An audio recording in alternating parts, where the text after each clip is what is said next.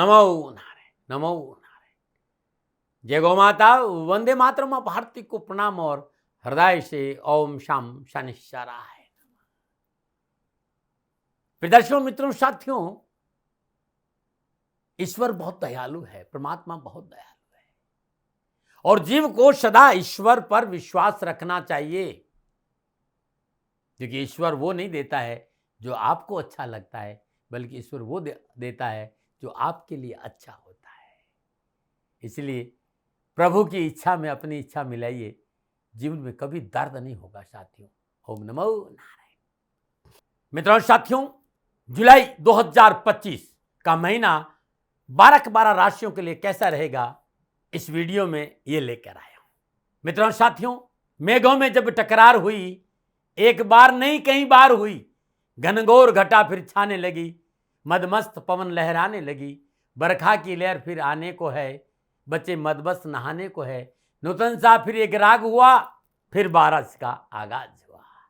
कहीं पढ़ रहा था कि इस कवि की ये रचना है जो मुझे बहुत अच्छी लगी, सोचा आपके साथ शेयर करूं, क्योंकि जुलाई का महीना आने को है और बारिश को लेकर सभी के मन में कुछ न कुछ इसी प्रकार के विचार होते हैं, क्योंकि जुलाई का महीना लाता है बारिश का आगाज।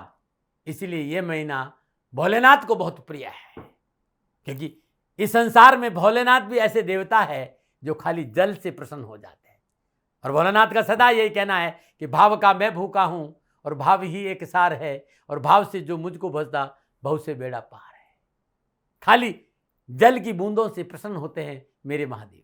इस बार जुलाई 2025 का महीना आपको प्रेम, समर्पण और भक्ति के प्रतीक सावन के सोमवार और गुरु पूर्णिमा की पर्व रूपी भक्ति का रस की बरसात से सरोवर करने आ रहा है, क्योंकि सावन में ही गुरु पूर्णिमा है, श्रावण से ही गुरु पूर्णिमा का आगाज होगा और सावन में इस बार 4 सोमवार है।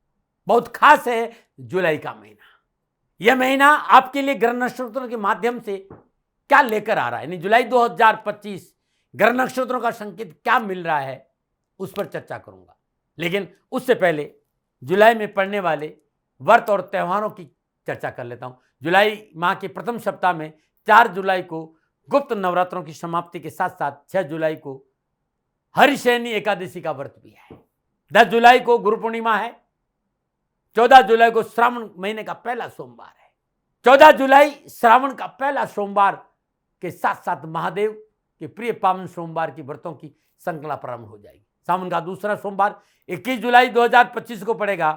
23 जुलाई को श्रावण शिवरात्रि का व्रत है और 27 जुलाई को हरियाली तीज है, और उसके अगले दिन ही 28 जुलाई 2025 को सावन का तीसरा सोमवार है। 29 जुलाई को नाग पंचमी मनाई जाएगी।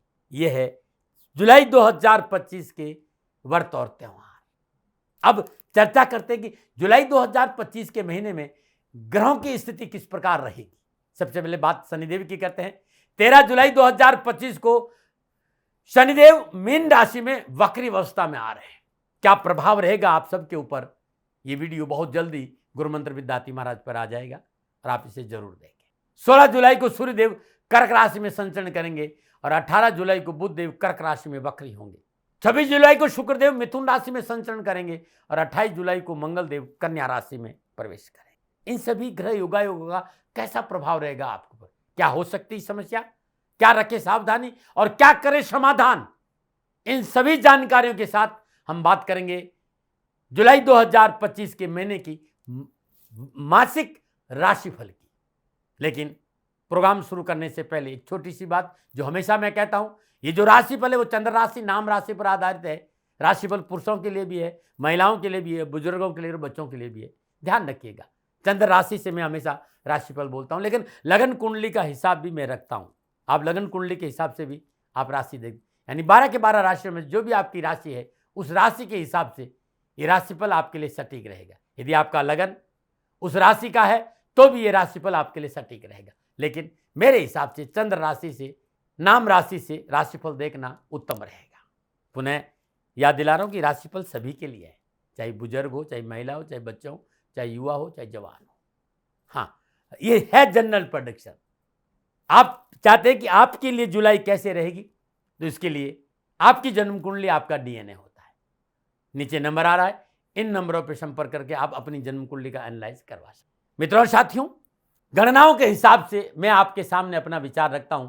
मैंने कभी अपने विचार आपके ऊपर नहीं लाते हैं और सदा आपसे निवेदन किया है कि सेकंड ओपिनियन का अधिकार आपका था, आपका है, आप ही का रहेगा। मानो न मानो ये आपकी मर्जी है। मित्रों और साथियों, राशि चक्र भाव चक्र की छठी राशि यानी कन्या राशि वालों के लिए जुलाई 2025 के महीने में ग्रह नक्षत्रों की गणनाओं के आधार पर क्या राशिफल का संकेत मिला, कैसा रहेगा कन्या राशि वालों के लिए जुलाई का महीना ग्रह नक्षत्रों की गणनाओं के हिसाब से। मैं राशिफल की चर्चा करूं उससे पहले कन्या राशि के व्यक्तित्व के बारे में विद्वानों के मत, शास्त्र क्या कहते हैं, क्योंकि राशि बहुत रहस्यमय है। इस राशि के लोग बातें बनाने बहुत निपुण होते हैं। ये लोग अपनी निश्चित योजनाओं को पूरा करने में सदा सफल रहते हैं, लेकिन किसी के साथ स्थायी रूप से वचनबद्ध नहीं होते हैं। यदि कोई व्यक्ति दयालु है तो ये चीज उन्हें उस व्यक्ति की ओर आकर्षित करती है। ये लोग आलोचक भी और विश्लेषक भी और हर चीज को निरंतर क्रियाशील बने रहना पसंद करते हैं। किसी भी चीज के बारे में आलोचना भी कर सकते, उस चीज की विश्लेषण भी कर सकते हैं। ये इनकी प्रकृति होती है। इस राशि के भाई खुद को योग्य समझने वाला, अपने स्थिर को बनाए रखने वाला और धोखेबाजी से नफरत करने वाला होता है। कन्या राशि वालों के लिए व्यक्तित्व में दो पक्ष होते हैं, पहला वाहक और दूसरा प्रश्न और संदेह करता। कन्या राशि के लोग किसी भी काम को मनमाने ढंग से करते हैं, इसलिए लोग कभी कभी इन्हें आलसी भी समझ लेते हैं। इनमें स्वाभिमान कूट कूट कर भरा होता है, प्रसिद्धि की बहुत इच्छा रहती है। इन लोगों का जीवन भीतर से कुछ और बाहर से कुछ और, ऐसा देखा गया है। संभव है मैं गलत हूं, लेकिन ऐसा देखा गया है, न मना रहे। यह था कन्या राशि के व्यक्तित्व के बारे में विद्वानों और शास्त्रों का कुछ मत।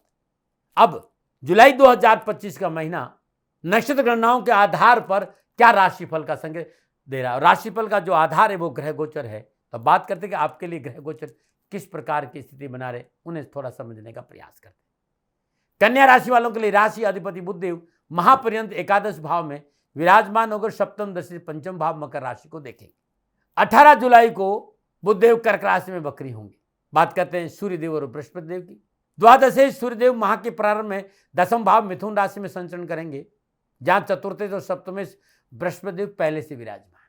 16 जुलाई को सूर्यदेव कर्क राशि 11वें भाव में आ जाएंगे। अब बात करते हैं मंगलदेव और केतुदेव।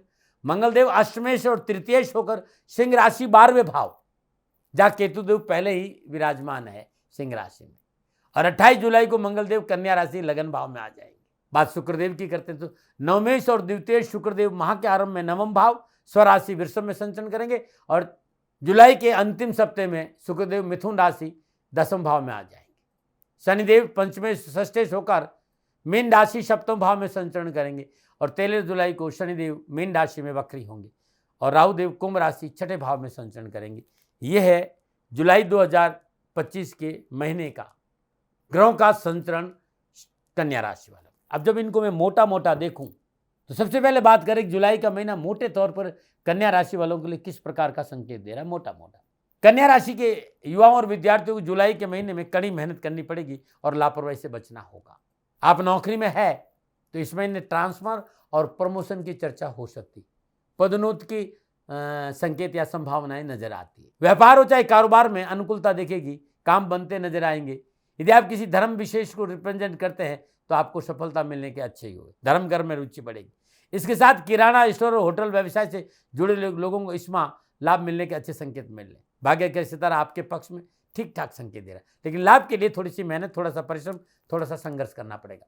वैवाहिक जीवन खुशियों से भर रहेगा और दाम्पत्य सुख में वृद्धि होगी और परिवार में किसी सदस्य की सफलता के कारण पूरे परिवार का वातावरण खुशियों से भरा रहेगा। इस महीने बहुत सी मनो आवश्यकताओं की पूर्ति होगी, शुभ समाचार भी मिलेंगे। स्वास्थ्य अच्छा रहेगा, लेकिन फिर भी दैनिक दिनचर्या नियमित रखें, खान पान पर ध्यान दें, वाहन आदि सावधान चले, रात्रि भ्रमण न करें तो आपके लिए अच्छा रहेगा। कन्या राशि वालों, ये मोटा मोटा था जुलाई 2025 के महीने का मेरे अनुभव के आधार पर संकेत। लेकिन जब जुलाई में ग्रह राशि परिवर्तन करेंगे, आपस में ग्रह योगायोग बनाएंगे, दृश्य संबंध और युति संबंध स्थापित करेंगे, तब कन्या राशि वालों के लिए कामकाज, कारोबार, नौकरी, व्यवसाय, समाज, परिवार, स्वास्थ्य और शिक्षा के दृष्टिकोण से क्या संकेत मिलेगा, इस विषय पर अब विस्तार से बात करूंगा। और सबसे पहले बात करूंगा विद्यार्थियों और युवाओं के लिए।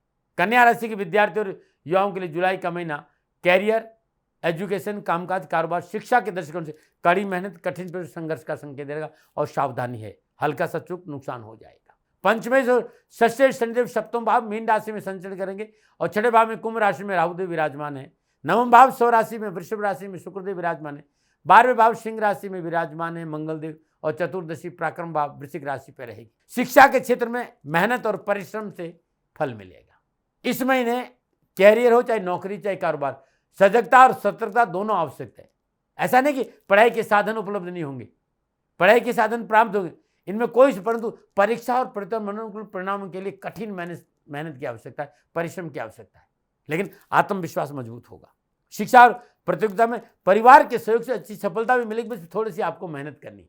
यदि आप उस शिक्षा में अध्ययनरत है, चाहे मेडिकल हो, चाहे लॉ हो, चाहे सी हो, CSC, अकाउंट, मैनेजमेंट का कोई क्षेत्र हो, तो सफलता के अच्छे मौके मिलेंगे आपको। ये विद्यार्थी विदेशों में अध्ययन करें, उन्हें अच्छी सफलता मिलेगी। मनोरंजन स्कूल, कॉलेज, यूनिवर्सिटी में दाखिले संबंधी समस्या से आपको मुक्ति मिलेगी। लक्ष्य के प्रति सजग रहना पड़ेगा।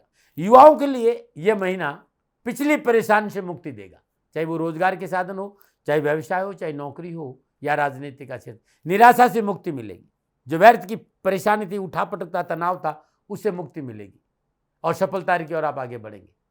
हाँ, फिर भी कहूँगा कि लापरवाही छोड़कर काम पर ध्यान देंगे तो और अधिक सफलता मिलेगी। न मना रहे। अब मैं बात करूँगा कारोबार, नौकरी और आर्थिक दृष्टि। कन्या राशि वालों के लिए कामकाज, कारोबार, नौकरी, आर्थिक दृष्टिकोण से जुलाई का महीना सफलता और लाभ और मनोवांछितता की पूर्ति का संकेत दे रहा है।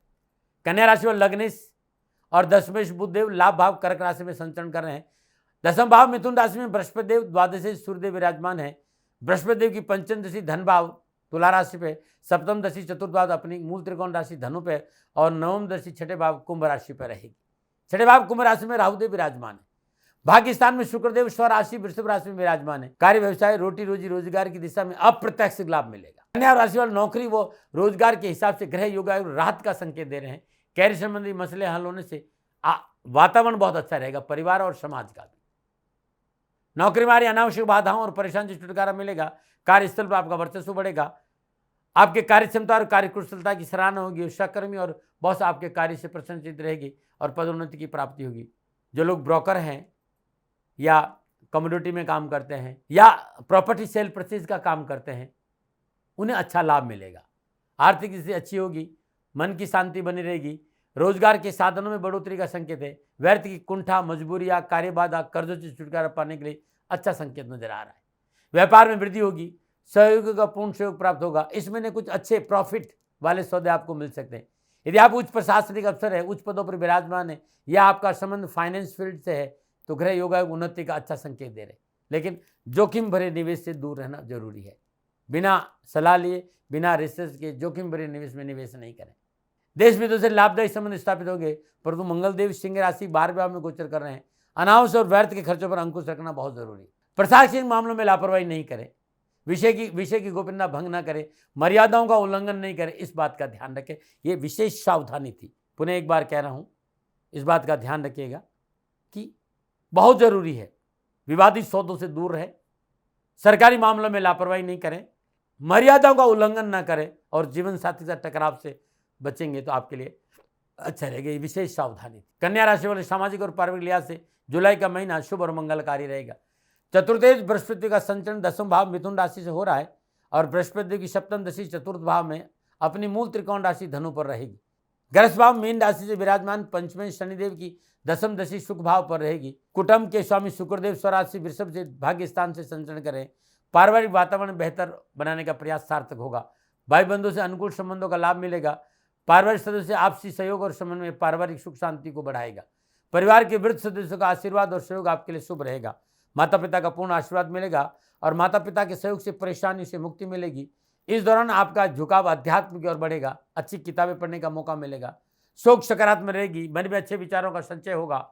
वैवाहिक जीवन की संपूर्ण परेशानी से मुक्ति मिलेगी और वैवाहिक जीवन शकुन भरा रहेगा और जीवन साथी के साथ आपके रिश्ते मजबूत होंगे। जीवन साथी के प्रति विश्वास बढ़ेगा। अपने जीवन में उनका महत्व आपको समझ में आएगा। एक दूसरे के प्रति समर्पण की भावना बढ़ेगी और पारिवारिक जीवन खुशियों से भरा रहेगा। कन्या राशि वालों के लिए जुलाई का महीना मेरी गणनाओं के आधार पर जितना मैं जानता हूं अनुकूलता का संकेत दे रहा है। कन्या राशि लग्नेश और दशमेश बुध लाभ भाव कर्क राशि में संचरण करेंगे और सूर्यदेव दिग्बली अवस्था में दसम भाव मिथुन राशि में बृहस्पति देव के साथ विराजमान है। माह के उत्तरार्ध में सूर्यदेव लाभ भाव कर्क राशि में संचरण करें। घर नक्षत्रों के हिसाब से मुझे कोई गंभीर बीमारी नजर नहीं आ रही, लेकिन इस महीने मन आप पर सवार न हो, इस पर ध्यान दे। तो खान पान पर थोड़ा विशेष सावधानी बरते, नशा आदि से दूर रहे, इसे बचना बहुत जरूरी। अपनी दैनिक दिनचर्या को नियमित रखना बहुत जरूरी। थोड़ा सा योग, थोड़ा सा मॉर्निंग वॉक, थोड़ा सा प्राणायाम, इस पर ध्यान देंगे तो आपके लिए अच्छा रहेगा। क्या करें उपाय इस महीने? कन्या राशि वालों, हर रोज प्रातःकाल नित्य कर्म से निवृत्त स्नान उपरांत भगवान श्री हरि विष्णु के श्री चरणों में पीले पुष्प अर्पित करें, शुद्ध देसी घी का दीपक जलाएं, शुद्ध आसन पर बैठकर पूरे महीने विष्णु सहस्त्र नामावली का पाठ करना या सुनना आपके लिए उत्तम रहेगा। तत्पश्चात तुलसी मैया के आगे शुद्ध देसी घी का दीपक जलाए, ओम नमो भगवती वासुदेवाय नमः, इस मंत्र का जाप करेंगे तो आपके लिए बहुत अच्छा रहेगा। किसी भी बुधवार दिन गरीब निर्धन व्यक्ति को, जो बच्चे हो गरीब, उनको पुस्तकों और वस्त्रों का दान देना आपके लिए उत्तम रहेगा। इस माह 14 जुलाई से 21 जुलाई और 28 जुलाई 2025 को, 14 जुलाई, 21 जुलाई, 28 जुलाई 2025 को सावन के सोमवार है, और सावन के सोमवार दिन किए गए ये उपाय आपके घर में लाएंगे खुशियों की सौगात।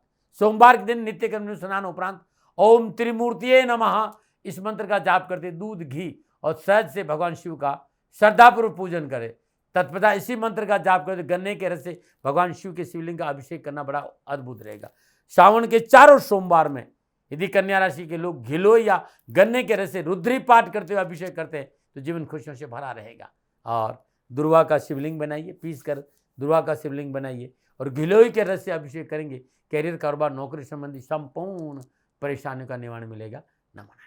प्रिय दर्शकों, मित्रों, साथियों, नक्षत्र गणनाओं के आधार पर जुलाई 2025 का महीना कन्या राशि वालों के लिए कैसा रहेगा, ये राशिफल मेरे अनुभव के आधार पर आंकलन था। न भय, न भ्रम, न विवाद, न तर्क, शकन उपनयन का अधिकार आपका था, आपका है, आप ही का रहेगा। मानो मानो ये आपकी मर्जी। हाँ, आकलन मेरा था और मेरे से कोई भूल हो गई हो, दोनों हाथ जोड़कर क्षमा मांगता हूँ।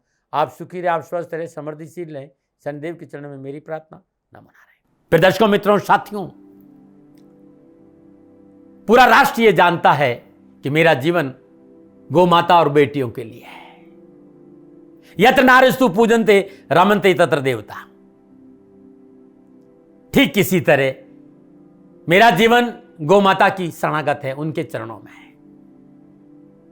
पूरा राष्ट्र और राजस्थान का हर व्यक्ति जानता है कि दादी महाराज गायों से बहुत प्यार करते हैं, बेटियों से बहुत प्यार करते हैं। पिछले 35-36 सालों में सैकड़ों हजारों बेटियों के लिए मैंने अपना जीवन दिया है, और मैं ये कह सकता हूं कि गौ माता और बेटियों के लिए मेरा संपूर्ण जीवन निछावर है। और ये मेरे जीवन का उद्देश्य था, क्योंकि मेरे लिए राष्ट्र कोई बड़ा है, ना राष्ट्र से बड़ा कोई हो सकता, न संभावना है। और गौ माता और बेटियां राष्ट्र की धरोहर है, उनके लिए ये करना मेरा कर्तव्य भी था, मेरा कर्म भी था और मेरा धर्म भी था। मैं आपको किसी वजह से नहीं सुना रहा हूं ये बात, बस खाली बता रहा हूं कि ये मेरे जीवन का लक्ष्य था। मैं अपने राष्ट्र की सेवा करूं, ये मेरा धर्म है, क्योंकि मैं इस राष्ट्र का नागरिक हूं। पिछले 30-35 सालों से मैं बेटी बचाओ, गौ सेवा में अपना संपूर्ण जीवन राष्ट्र के साथ लगाया। समय बड़ा बलवान है, समय बलवान होता है साथियों। वर्तमान परिस्थितियां आर्थिक दृष्टिकोण से मेरी अनुकूल नहीं है, यह मैं संकेत आपको कई बार दे चुका हूं। धन नहीं मांग रहा हूं, मैंने आज तक राष्ट्र से कभी नहीं कहा कि मुझे धन दो, मुझे पैसे नहीं चाहिए। ना मैंने पहले कभी पैसे मांगे थे और ना मैं अभी पैसे मांग रहा हूं। और ये मेरा अहंकार नहीं है, बात बताना चाहता हूं, मैं अहंकार से ये नहीं बोल रहा हूं, क्योंकि मैं धन को लेकर कभी आपके सामने नहीं आया। ये मेरा निवेदन है। हमेशा मैंने आप लोगों से कहा कि राष्ट्र की सेवा करो, मैं भी कर रहा हूं और आप भी सेवा करो। धन नहीं चाहिए, लेकिन वर्तमान आर्थिक परिस्थितियां मेरे को यह कहने के लिए थोड़ा सा मजबूर कर रही है कि शनिधाम गौशाला की गाय दुखी नहीं रहे, इसके लिए मुझे आपका सहयोग चाहिए। और सहयोग तब चाहिए जब मैं आपके लिए कुछ करूंगा, मैं आपके साथ खड़ा रहूंगा आपकी समस्याओं के समाधान के लिए, चाहे वो पूजा पाठ हो, चाहे ज्योतिष हो, चाहे ध्यान हो, चाहे योग हो, किसी भी रूप में आपको मेरे से सहयोग चाहिए। आप सभी अपनी अपनी जन्म कुंडली देखना चाहते हैं, आप चाहते हैं कि मैं आपकी जन्म कुंडली देखकर आपको कुछ समाधान दूं, और आप सबको कुछ न कुछ जानकारी चाहिए। मैं आपके साथ खड़ा हूं, पूरे साल खड़ा रहूंगा, और जब तक जीऊंगा तब तक राष्ट्र के साथ खड़ा रहूंगा। नीचे नंबर आ रहा है, इन नंबरों पर संपर्क करिए और मेरे से बात करिए, लेकिन इसकी एवज में गायों के लिए चारे की व्यवस्था करिए। इसलिए मैंने कहा था कि भाई समय है, दिन है, थोड़ा सा आर्थिक परिस्थितियों को लेकर मैं थोड़ा सा कमजोर हूं और मेरी गौ माता सन्निधान गौशाला चारे को लेकर परेशान नहीं हो, ऐसा मैं हृदय लेकर आपके सामने आया हूं। लोगों ने कहा कि राष्ट्र आपसे प्यार करता है दाती महाराज, एक बार राष्ट्र से निवेदन करिए। मैं फिर कहना चाहता हूं, मैं धन नहीं मांग रहा हूं और ये मेरा अहंकार नहीं, मेरी विनम्र प्रार्थना। साथियों, मेरा राष्ट्र सर्वोपरि है। मैं ये नहीं कह रहा हूं, मैं ये कह रहा हूं कि मैं परिश्रम करूंगा आपके लिए और आप उस परिश्रम के एवज में गायों के लिए चारे की व्यवस्था कीजिए। शनि भगवान सदा आपकी रक्षा करेंगे, आपका जीवन सदा खुशियों से भरा रहेगा, ऐसा मेरा निवेदन है। और वे सभी लोग जो सक्षम है, सामर्थ्यवान है, जिन्हें दाती महाराज के ज्योतिषीय समाधान की आवश्यकता नहीं है, उनको मेरा प्रणाम है। और उन सबको मेरा प्रणाम है जो सन्निधान गौशालाओं को सपोर्ट करते हैं, सेवा में कंधा से कंधा मिलाकर खड़ा रहते हैं। जब से मैंने ये सूचना दी, जब से मैंने ये मैसेज दिया, हजारों लोग सन्निधान गौशाला के साथ कंधा से कंधा मिलाकर खड़े हैं। उन सबको मेरा धन्यवाद, मेरा आभार, अभिनंदन। हर महीने आप में से बहुत से लोग कुछ न कुछ सन्निधान गौशाला में सहयोग करते हैं। मैं उन सब के प्रति पुनः एक बार हृदय से अपना आभार प्रकट करता हूं और ये सहयोग मैं जीवन भर याद रखूंगा। समय ऐसा है, मेरी परिस्थितियां आर्थिक दृष्टिकोण से अनुकूल संकेत नहीं दे रही, इसलिए मैंने राष्ट्र से कहा कि सन्निधान गौशाला में परेशानी नहीं आए। सरकार सपोर्ट करती है, सरकार की तरफ से जो वो करना चाहती वो करती, लेकिन उससे पूरा नहीं पड़ता है। सरकार की अपनी सीमाएं हैं साथियों, और उससे पूरा नहीं पड़ता है, और अपनी मर्यादाएं भी और सीमाएं। शासन के पास और बहुत से काम है साथियों। फिर भी मैं शासन का भी धन्यवाद दूंगा जो हमारे साथ वो खड़े हैं। पुनः हृदय से एक बार निवेदन करना चाहता हूं, आपको लगता है कि दाती महाराज के साथ सन्निधान गौशाला में खड़ा रहना है तो नंबर नीचे आ रहे हैं, जरूर सहयोग करिएगा। मेरा कोई दबाव नहीं है, समय काल परिस्थिति के अनुसार दाती महाराज की ये प्रार्थना है। मैं दाती महाराज आपका हूं और आप मेरे हो, मुझे लगा कि आपको कहना देना चाहिए। राष्ट्रवासियों, व्यापारी नहीं हूं, समय है आज आपसे कह रहा हूं। और यदि आप अपने आसपास भी जो गायें उनकी भी सेवा करते हैं तो ये भी सेवा मेरे को बहुत खुशी हो, क्योंकि गौ माता दुखी नहीं रहनी चाहिए, बस इस बात का ध्यान रखिएगा। पुनः हृदय से आभार। ओम नमो नारायण।